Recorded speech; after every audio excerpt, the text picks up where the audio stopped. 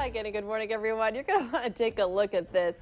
It's what art experts are cringing about. A 12-year-old boy accidentally damages a painting said to be worth more than $1 million at an exhibit in Taiwan over the weekend. The boy tripped and caught his balance by pushing against a 17th century oil on canvas painting. His hand left a hole the size of a fist. But he didn't spill any of his pop. Did not spill any. He did not spill the pop. So 50. Oh, you got to feel bad for that kid. I'm sure it's just one of those things that happens. Probably don't put the painting so close. Should have been a little more of a barrier there. Well, very good morning, everyone, and thank you so much for waking up with the Valley today. Kyle Bosch here with Lisa Bedeau. We're just getting started with nonstop news and weather all the way up to the top of the hour to help you plan your day. And we are following some breaking news in the Twin Cities this morning. Police there are looking for 4 suspects after 4 people were shot during a home invasion in Brooklyn Center. Police do not think the victims knew the suspects. One of the victims is in critical condition. The 3 other victims suffered non-life-threatening injuries. An about-face for booze at Bison football games, no doubt, has some NDSU football fans probably at least a little bit annoyed. Yeah, the Fargo Dome Authority last night reversed an earlier decision to allow alcohol to be served in suites and eventually in a beer garden this season. Board members say they need more time to develop a plan for alcohol sales at games. The Fargo Dome general manager says the cost of a beer garden was pricey, at about $5,000 to $6,000 per game. They'd also have to remove trees for the space. Now, the Fargo Dome Authority says it plans to work with the city of Fargo and NDSU to come up with a mutual decision about alcohol sales, and they hope to have that in place by next football season. Well, we are coming up on 6:51, and it certainly feels like we're getting to football season once again this morning. Temperatures in the 40s pretty much everywhere in the valley now. Up and down the valley. We got down to 45 in Fargo-Moorhead, 35 in International Falls. So the coolest air has moved beyond us. The warmer air is making an approach, and we'll make it to about 80 to 82 in southeastern North Dakota today. The wind has turned to the southeast, and we have mid to upper 70s for northwest Minnesota. Should be just an absolutely awesome day. And guess what? My computer is just kind of totally and completely locked up for some reason or another. So we're looking, let's see, there we go. We can move it along there and find this evening. Temperatures will be in the 70 or so range. Should be very pleasant. Our afternoon forecast, upper 70s to low 80s, mostly sunny and warmer south-southeast wind about 10. This afternoon, we're going for, in Lakes area of Minnesota, 75 to 80, pretty fine day. South-southeast wind about 10. So more wind than yesterday. Yesterday's air temperature was perfect, and the lack of wind made it even more perfect.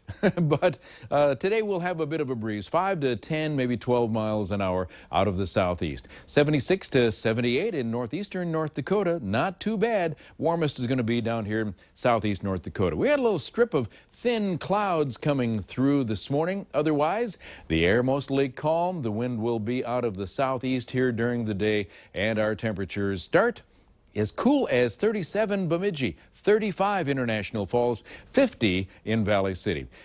Grand Forks right now 46. Again, some high, thin clouds. Same thing going on around Fargo-Moorhead, but the observation is clear and 47. Time for a traffic update. Good morning, Al. Good morning to you, Mick. Good morning, everyone. I'm on Interstate 94 eastbound. A lot of traffic on I-94 this morning, particularly westbound, but there's a fair amount going on eastbound as well. In Moorhead, we still have that stalled truck. It's like a truck that might haul propane or maybe natural gas or something like that. In any event, it is stalled right by the 20th Street overpass. Make sure you're mindful of that. Flashers are on. They have the markers out as well. Also, expect road work to be starting on Interstate 94 between Highway 75 and 336. Expect intermittent lane closures. That's going to last all week. That's on the Minnesota side. Of course, you got that road work on I-29. I-29 traffic is thick as well. Drive carefully today. Al Ahmed Valley Today traffic. It's now 7 minutes before 7. A Minnesota mom has the roughest day of her life ahead of her. Amber McCullough will deliver twin girls at a Colorado hospital, and she knows one of her daughters will not survive. McCullough is pregnant with conjoined twins who will be delivered by C-section. They're joined at the chest, stomach, and hips, and share an abdomen, liver, and intestinal tract, but have separate hearts and kidneys. Now, experts at Children's Hospital Colorado will deliver and separate the girls during what's expected to be about a 12-hour procedure. I'm absolutely dreading it because it's Olivia's last day. But hopefully we'll have Hannah pull through. Now, it's not known what health challenges Hannah may face if she survives, so Amber is moving to Colorado to be close to her doctors. Her 6-year-old son is set to join her there soon. Security is being beefed up at the Minnesota State Fair as Black Lives Matter protesters are promising to disrupt fairgoers on Saturday. Protest organizers say they have a message to get out and believe the more they can disrupt business as usual, the more people will have to think about it. Organizers say the fair is being targeted because it represents economic injustice with too few vendors of color. The Fargo School Board had to deal with a few protesters last night. Several people showed up and expressed their displeasure about a property tax increase. Now, people who recently had new assessments on their homes can expect to see a tax increase of a little over 9%. Around 7,300 people got the notice letting them know that that hike will bring the school district about $5 million more per year. Now, the district says the increase is not because it's increasing its levy, but because people's homes are now worth more. Updating a story that we first told you about yesterday morning, investigators say they found bone fragments while searching a property in Wadena, Minnesota for human remains. According to authorities, numerous fragments were found and have now been sent in for analysis. The Wadena County Sheriff's Office hasn't said if it's looking into a specific case, but say the investigation does not involve Jacob Wetterling or Carla Anderson, two high-profile Minnesota missing persons cases. A Wadena, Minnesota man is facing an attempted first-degree murder charge following a high-speed chase and crash in Crookston last month. Police say Jeremiah Rapper led multiple agencies on a high-speed chase through Crookston before crashing head-on into the vehicle of a Crookston deputy. Officer James Tadman suffered non-life-threatening injuries. Rapper remains in jail and is set to make his next court appearance September 8th.